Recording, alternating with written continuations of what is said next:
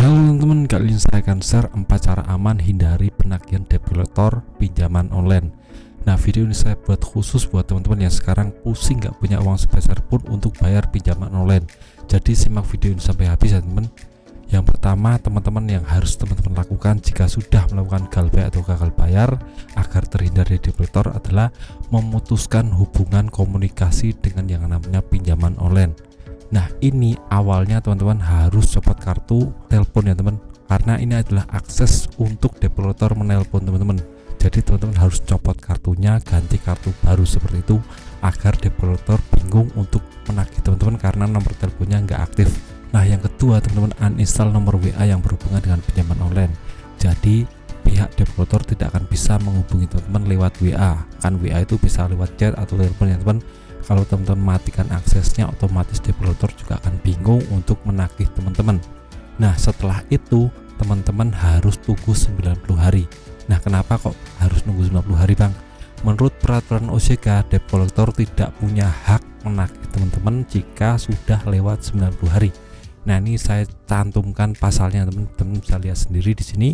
Untuk debt collector itu tidak berhak menagih teman-teman yang galbay pinjaman online setelah waktu 90 hari. Jadi selama 90 hari itu teman-teman harus tunggu dulu ya teman, jangan melakukan apapun agar nantinya debt collector kalau menagih setelah 90 hari teman-teman bisa aman dari yang namanya penagihan debt collector. Nah, kalau umpamanya sebelum 90 hari debt collector sudah datang, gimana Bang? Apa yang harus saya lakukan?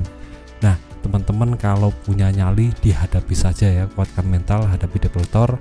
Yang pertama-tama teman-teman lakukan harus coba untuk tanyakan identitas, surat kuasa pinjaman online, dan surat sertifikasi untuk jadi debt collector pinjaman online. Itu setiap debt collector yang resmi itu wajib punya teman. Jadi jika sampai debt collector itu tidak punya, teman-teman bisa usir saja karena itu sudah menyalahi aturan OJK.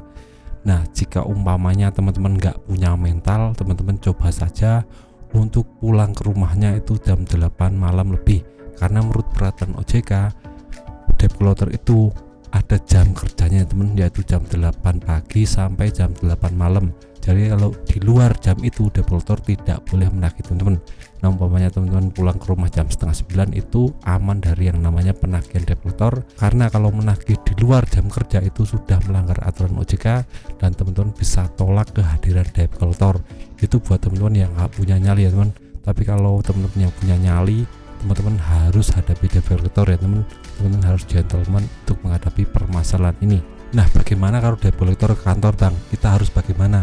Nah, kalau sampai debt collector menagih kita di kantor, teman-teman bisa usir saja karena itu melanggar peraturan dari OJK.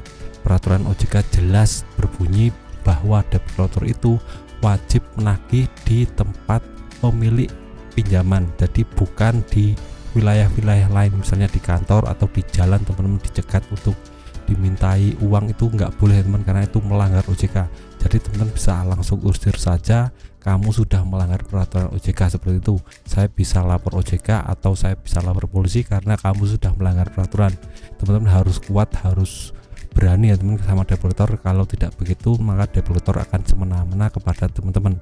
Harus camkan itu ya teman. Dan juga teman-teman harus fokus untuk kembangkan diri ya teman. Teman-teman harus urus diri sendiri dulu. Kalau teman-teman pengangguran bisa cari kerja terlebih dahulu, semangat cari kerjanya. Tapi kalau teman-teman sudah kerja misalnya di pabrik, teman-teman coba kembangkan diri, cari income tambahan ya. Ini sangat penting sekali karena ke depan akan banyak kebutuhan yang mendadak. Teman-teman harus mempersiapkan itu.